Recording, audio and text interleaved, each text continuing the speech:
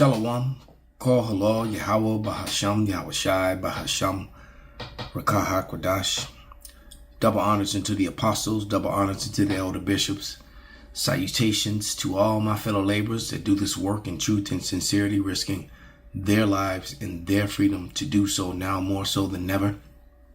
The would-be judges, the 144,000, and the scattered elect that are scattered around the four corners of the earth, among the heathen nations that have the appearance of the heathen nations, the Israelite foreigners. This is not a black thing.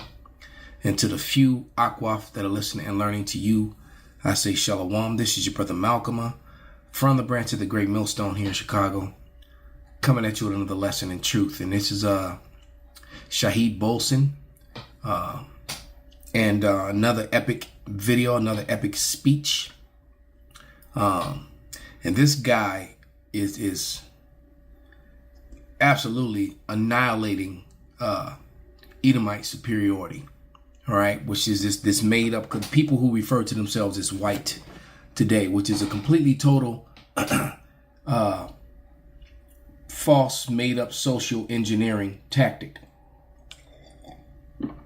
because there's no such thing as white people. They're actually red. They're the Edomites. They're pale. Their blood shows forth through their skin. Esau means wasted away as he, and the name was changed to Edom when they ate the red bloody meat. All right, when their forefather Esau did. So his nickname, or another name for him, became Edom, and the sons of Edom became known as the Edomites. And the Edomites today are the people who call themselves Caucasian, who call themselves white, collectively. Because you have to remember, there's a lot of, Israelite seed among them, and vice versa. So every so-called white person, isn't, an Edomite. Just like every so-called brown person isn't a Israelite, as far as the Negroes, so-called Negroes, Latinos, and Native Americans are concerned. All right. There are a lot of, I'm going to get to that. But first, let me read this. All right. Let me open the scripture with this. One of my favorites. And this is Isaiah 28 and 15. And it reads, wait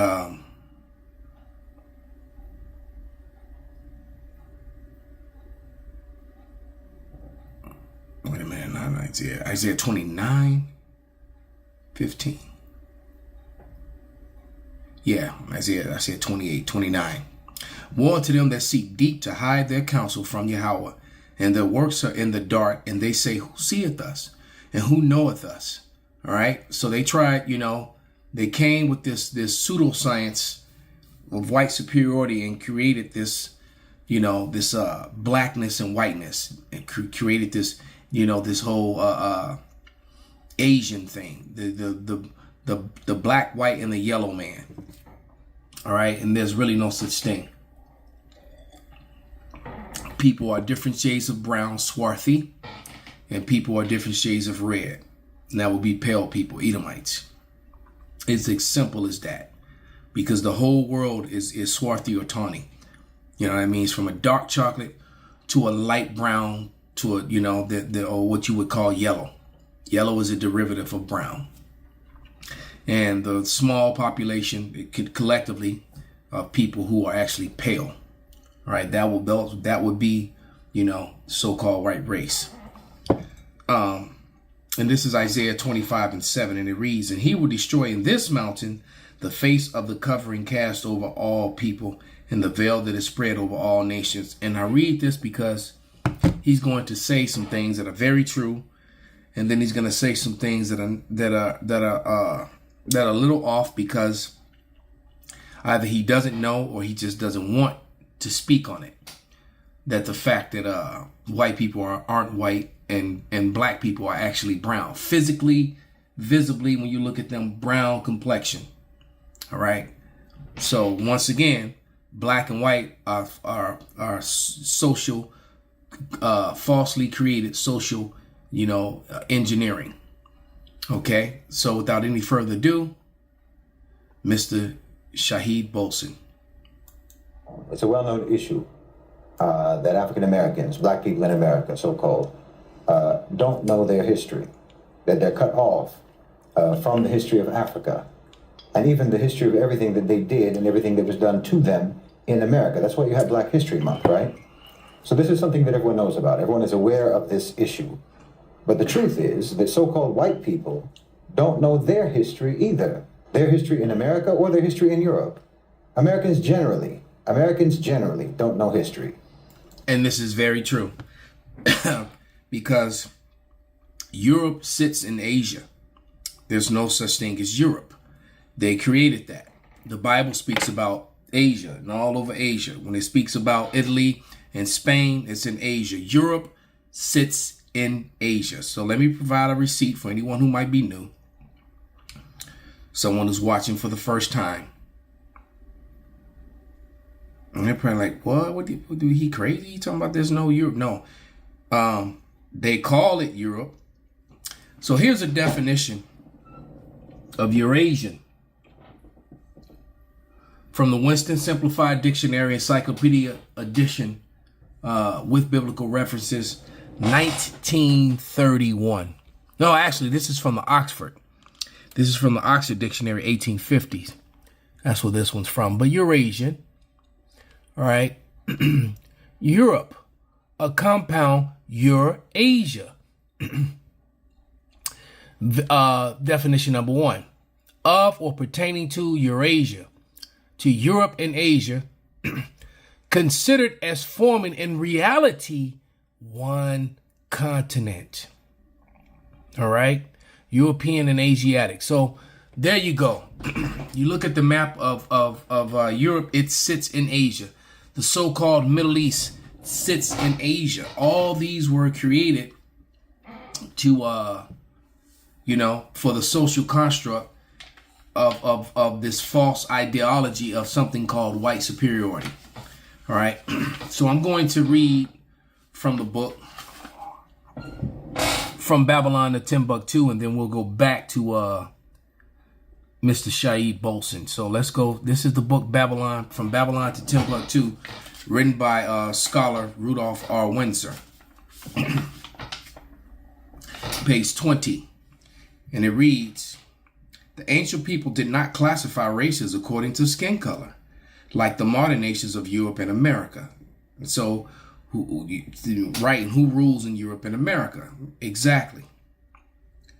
The ancients, including the Greeks and Romans, identified people to their national or tribal names. They used such names as Visigoths, Vandals, Saxons, Ethiopians, Carthaginians, Jews, Arabs, Persians, Babylonians, Egyptians, and Moors. Those are all still afterthought names. It was because everyone had biblical names. These names really came about, when Esau came into power and started renaming everything and everyone. They did not use the term Negro, which is a modern term to refer to black races. All right. And once again, no one is black. And he's also letting you know there are many, he said, races. There are many swarthy races. Africans and Negroes are not the same people. I repeat, Africans and Negroes are not the same people. Africans are typically Hamitic people. The Hamitic people lived throughout the entire, from Egypt all the way down to the southern tip of Africa and past Africa into Western Asia, which they fraudulently and falsely call the Middle East today. Right? That was the land of Canaan. Canaan is a son of Ham. Ham is the father of the dark races, not the Negroes, not the Negroid races, different race of people. Before I continue to read, let's provide that receipt. All right, this is from the, and the book's on the shelf, but I have it in my phone.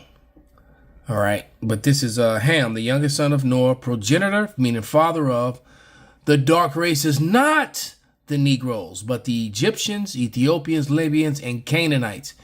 Canaan sits in Western Asia, what they fraudulently call the Middle East today. The Middle East was occupied by Africans, and they spoke the language of Canaan, which was also Hebrew. All right, they spoke the same language that the Hebrews spoke. We're going to get scriptures on that. All right. Back into Rudolph R. Windsor's books, and you understand why I read that. It says to refer to the black races, which we now know that term is fraudulent and made up. Black was a hijack for the word swarthy, and I've done extensive videos on black means, dirty, ugly, untrustworthy, dangerous, and all these negative things. That's why they use the term black. Okay. It says dividing the world along a color line was an idea that originated with the white supremacists in Europe after the Renaissance. Europeans did not have any great civilization immediately after the fall of Greece and Rome. Matter of fact, they took over Greece and Rome. Okay, that was done through Alexander of Macedon. Okay. This is still on page 21. This is on page 21 in Rudolph R. Windsor's book From Babylon to Timbuktu. It says, during the Middle Ages, the black nations of Africa and Asia, all right, I'm just gonna replace that word with swarthy, because I hate saying that word, especially understanding and knowing what it means. During the Middle Ages, the swarthy nations of Africa and Asia, so he's letting you know that Asia was full of, there are people in India that is just as dark or darker than some Africans. All right, we talked about that. The people in Indonesia, and including the Chinese and the Japanese, if you go back long enough. All right, they didn't really get light complected, light brown and yellow, or some of them even look white until they intermixed, so-called white, with Edomites over the last 150 years or so. But you go back long enough, and you'll see they're just as dark as Negroes. And there's still people in all over Asia, even in the Far East Asia, that still are that dark. During the Middle Ages, the swarthy nations of Africa and Asia had the greatest political, economic, educational, and military influence in the world. At this time, Europe existed, Western Asia, existed in a state of darkness for 1,000 years. In the 17th century, and later, Europe began to emerge out of the sloth of ignorance, and certain Germans and others conceived of themselves as belonging to a superior race. And this is Johann F. Blumenbach, a German from 1752 to 1840, was the first to divide humanity on the basis of skin color. Up to this time, there was no such attempts had been made. And this is true. In the ancient world, they didn't care what your color was. What they cared was what the father, the bloodline, the seed line.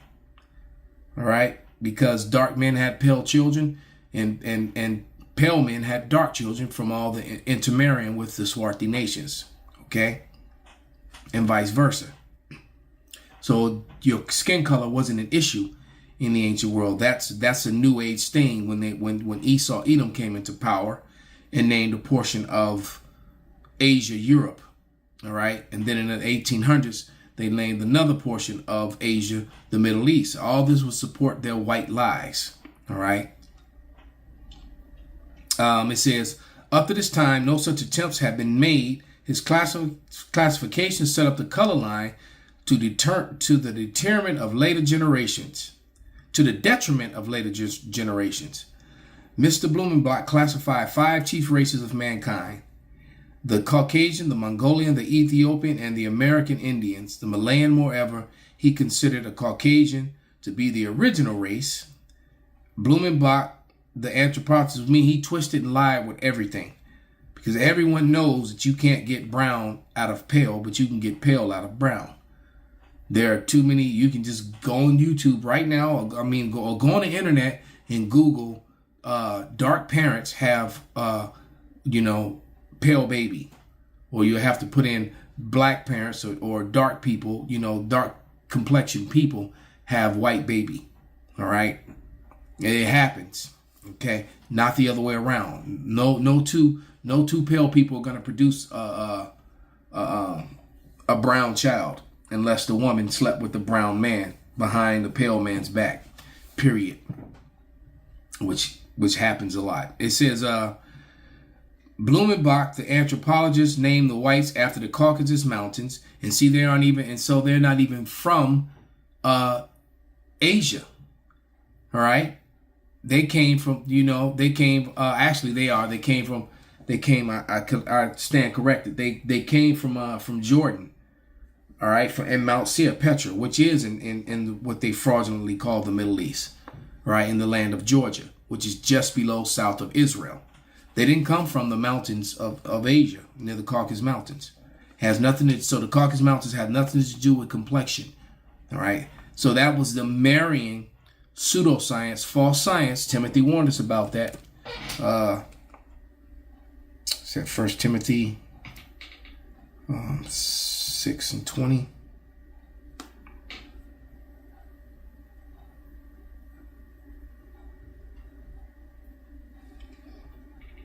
O Timothy, 1 Timothy 6:20. O Timothy, keep that which is committed to thy trust, avoiding profane and vain babblings and oppositions of science falsely so called.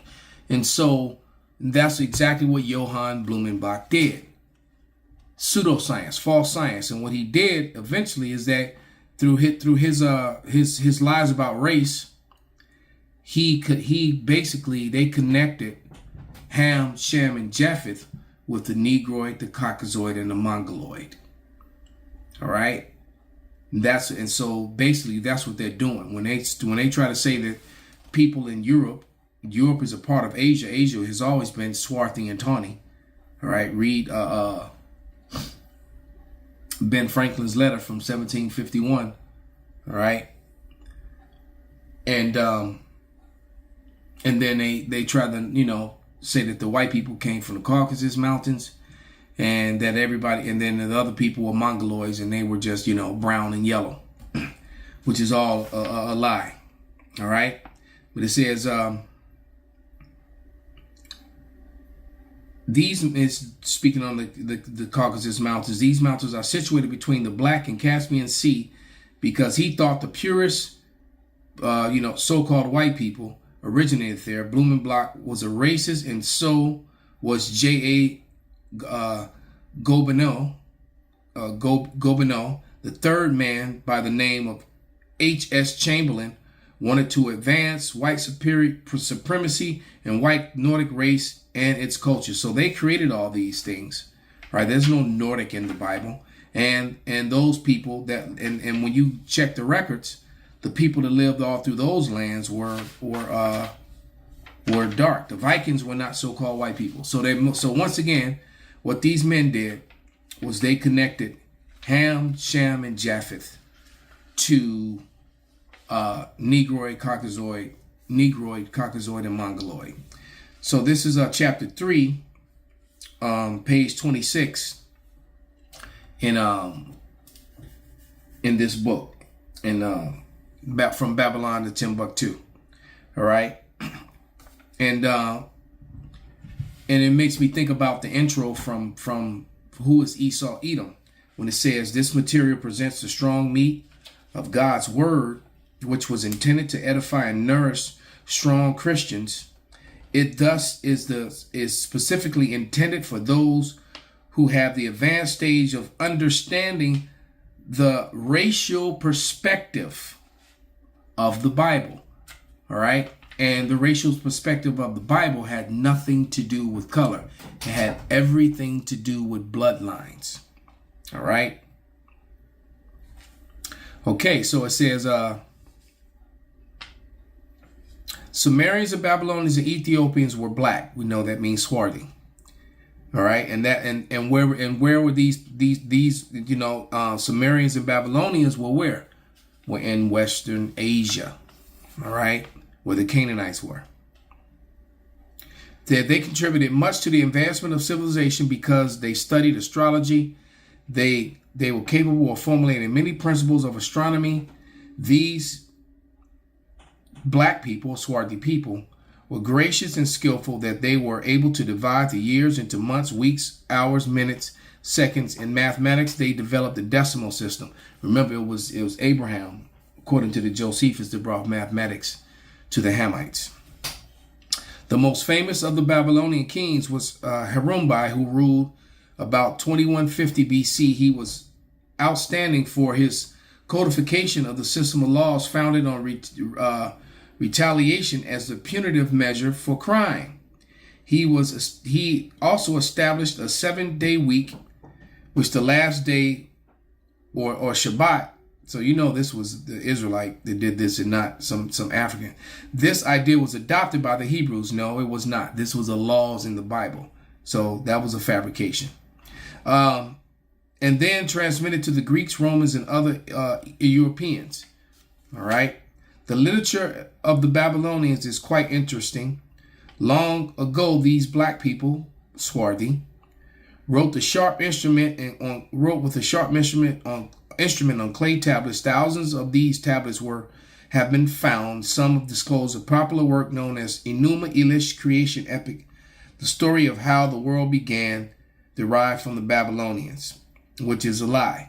The Tower of Babel, it says, after the dispersal of mankind, the Tower of Babel, which is found in that story, is found in the Bible, had nothing to do with Babylonians. All right.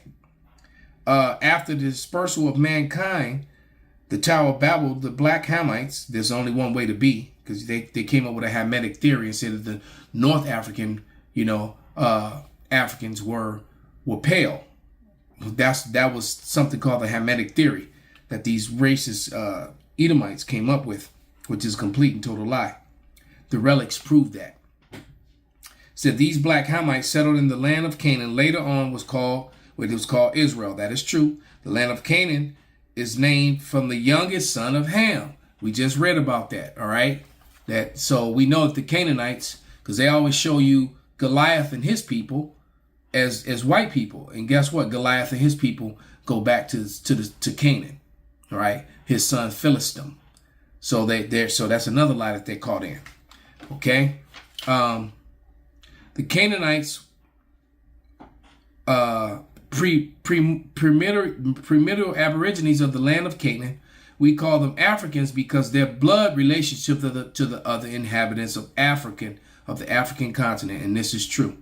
All right, there were 11 Canaanite tribes living in the land of Canaan and surrounding it before the Black Israelites possessed it.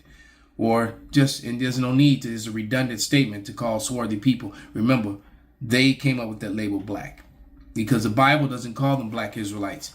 The Bible just referred to them as Hebrew Israelites. Note Corinthians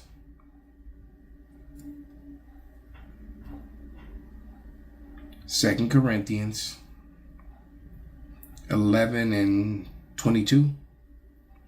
Are they Hebrews? So am I. Are they Israelites? So am I. Are they the seed of Abraham? So am I. Okay? So it had nothing to do with blackness. Now I'm going to, now that we've, sorted all that out, it also tells you on page 84, it says, in the year 65 BC, the Roman armies under General Pompey captured Jerusalem in 70 AD.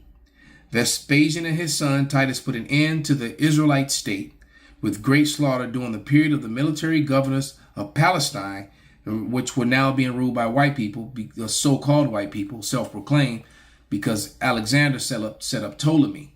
All right, and that's how because Alexander took over all of Greece, and they lightened it up and moved all the swarthy people out eventually and bred them out or lightened them up.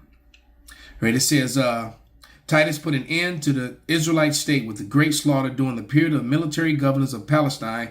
Many outrages and atrocities were committed against the residue of the people. During the period from Pompey to Julius, it had been estimated that over 1 million Judeans fled into Africa, fleeing from Roman persecution and slavery. And the slave markets were full of Black Jewish or Judean slaves. That's how the so-called black people got into Africa, and that's their history in Africa that he didn't talk about. It was important for me to bring these facts out. All right, so let's go up to about the 13-minute and let him annihilate Esau Edom. Morning when you come to, holding your hand, your protector. Oh, it's insidious. Uncle Sam is a serial killer. The son of Sam's got nothing on Uncle Sam. Damn. Uncle Sam is the most prolific, psychopathic, diabolical, demonic mass murderer in history. This is true. I mean, look at that poster again, that Uncle Sam poster, that I Want You poster. Think about that. You would think that a character who's supposed to represent the great democratic America would actually be asking the people, what do you want? Not demanding, I want you to go off into the meat grinder of World War I and World War II. Over 500,000 American soldiers killed in Europe and in Asia, thousands of miles from the United States. And then basically some 20-something years later, the same message is repeated.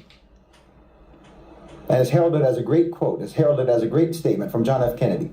Ask not what your country can do for you, ask what you can do for your country. Why? That's not how this works. Talk about gaslighting. Imagine if someone said that in a relationship. You know, I need you to do this and that and the other, and don't even ask me about what you need me to do for you. No, your government, your power structure hates you. But worse than hating you, they don't even respect you. And like I said, a major reason for that is that they have perfected the process of completely wiping out your memory.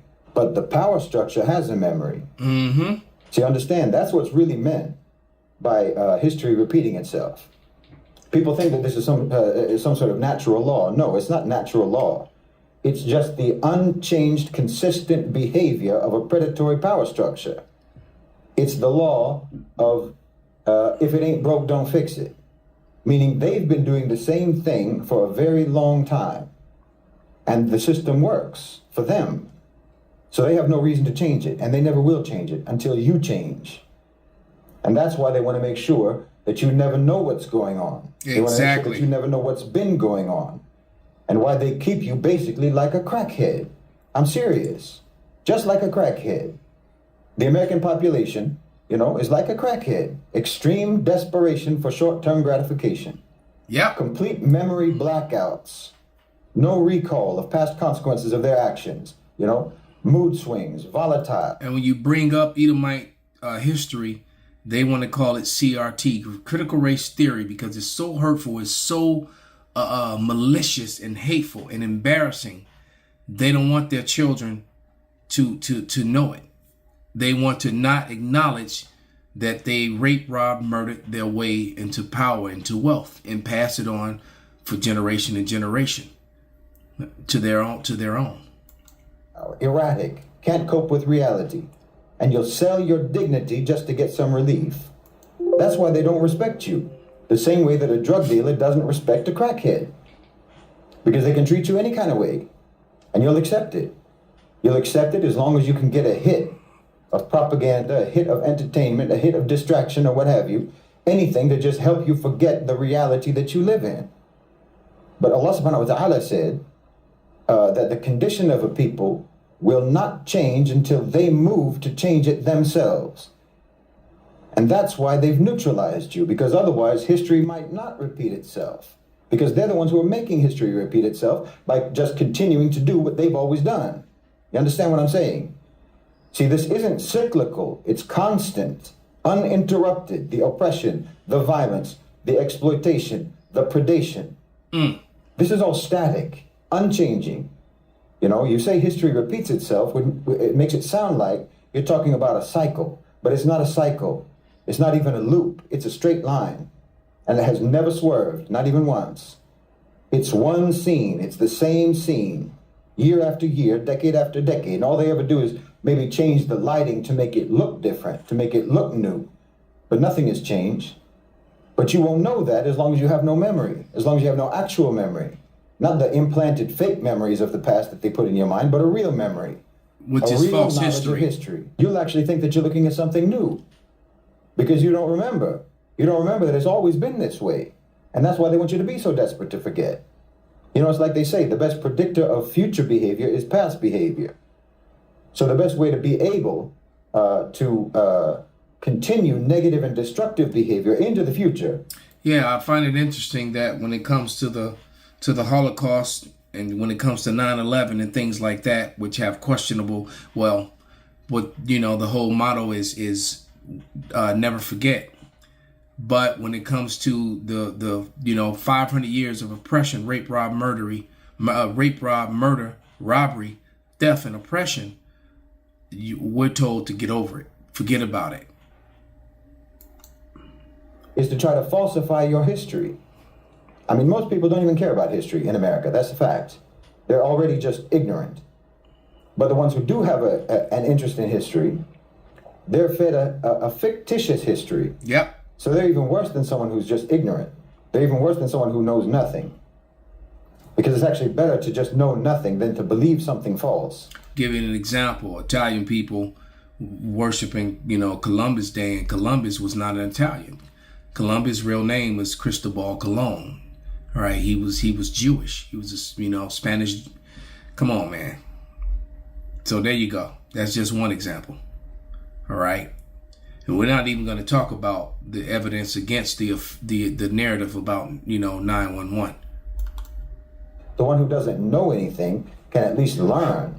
They're at least empty, and information can be put in that emptiness.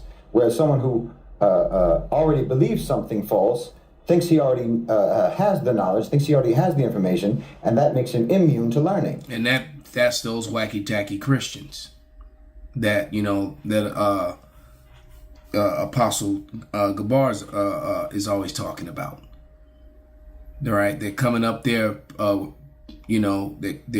with these notions of lies that they're sold on, and then the truth, it sounds so strange to them because it doesn't fit the narratives that they've been taught. But then their narratives don't fit either. And the average Christian has a different doctrine from church to church.